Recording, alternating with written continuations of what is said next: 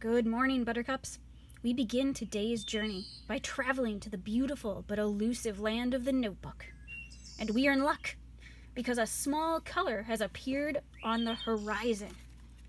Just look at the little fellow. His dignified eyes, his stunning limbs that are drawn really well, are all just the start of how fascinating these small yet peaceful creatures can really be.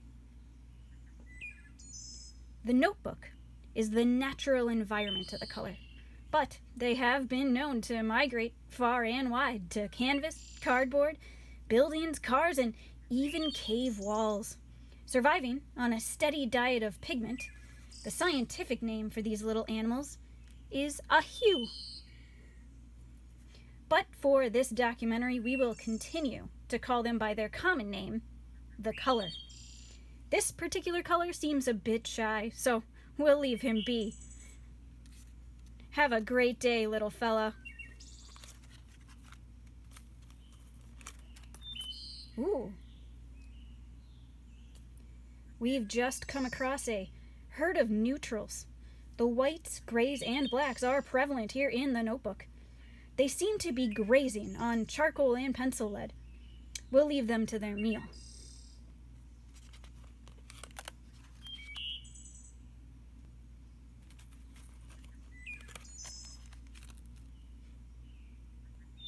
Wonderful!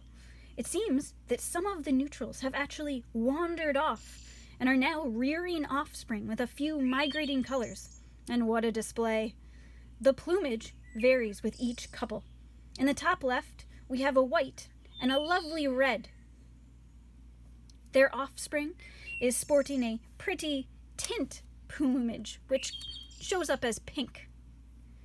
And in the bottom right, we have a black and a green, and their offspring is sporting a lovely shade plumage.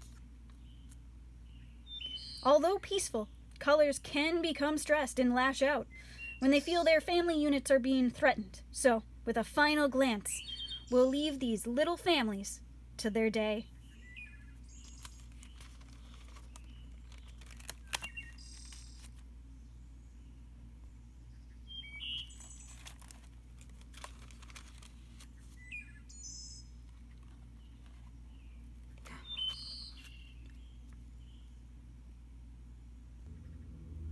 After a long trek through the wild pages of the notebook, we've come across the two main species of colors.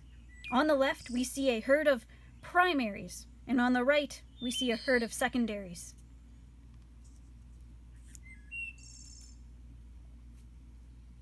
It appears they have begun nest building for the season. The red, blue, and yellow primaries are keystones for the environment, and without them, none of the other colors could survive. There is clear evidence that without the primaries, the other colors never would have evolved in the first place. Both herds must finish their nest before the summer rain comes. So let's leave them to it.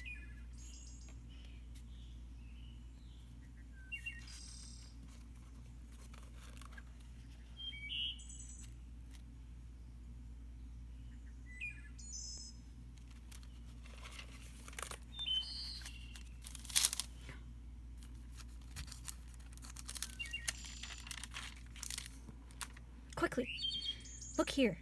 These are two primary colors trying to make a secondary color.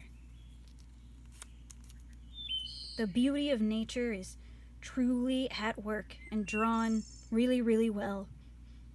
The red, being a more excitable creature, is performing a glorious mating dance for our more reserved blue, who will in time follow suit. After a long courtship, the two will mate and produce purple offspring. Hopefully, Blue has built a sturdy nest for the rainy season.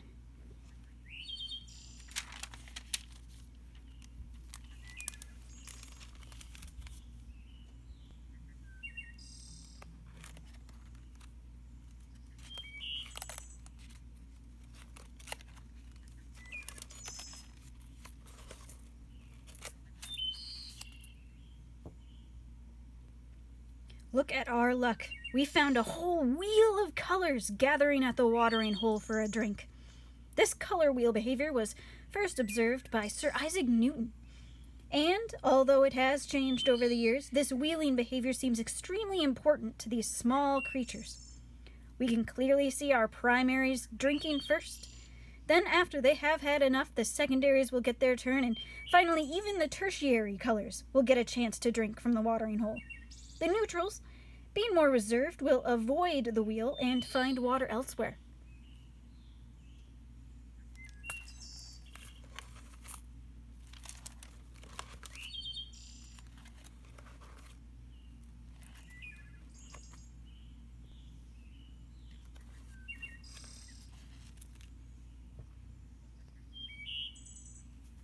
We've seen quite a few different types of color herds today, but here we see an example of a color scheme.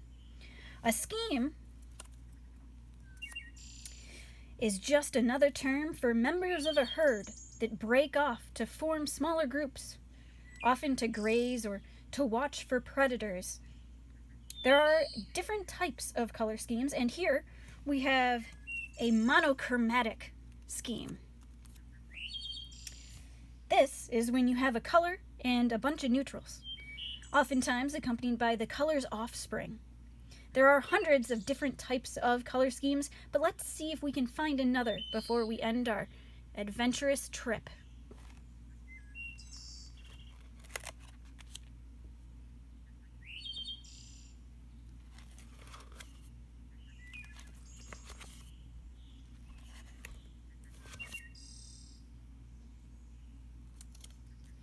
Here we see two color schemes. In the front, we see a complementary color scheme. This is when two colors directly across from the watering hole begin to fight for dominance and territory. A very volatile scheme, they are often bright and violent in nature. And in the back, we see what's called an analogous color scheme. Hoping not to get noticed, this scheme is formed when colors that sit next to each other at the watering hole break off to graze.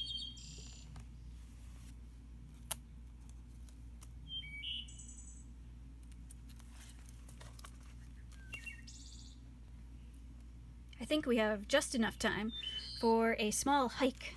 See what else we can find. Oh dear. I think this fellow had a bit of unfortunate luck. It appears that evolution didn't have the right glue, causing a lot of our little critters to lose their eyeballs throughout this entire process. Maybe she will have more time later to go and get the proper glue from the evolution store, but unfortunately she doesn't have time right now. I think that this is where we will end our notebook journey that's drawn really, really well. This production has been brought to you by the Dubuque Museum of Art, and we hope that you learned a little, and we hope you learned to love a little. We would also like to thank Ace Hardware for letting us raid the free paint chip section to make this video. All right. I hope you have a wonderful and lovely afternoon. Peace out.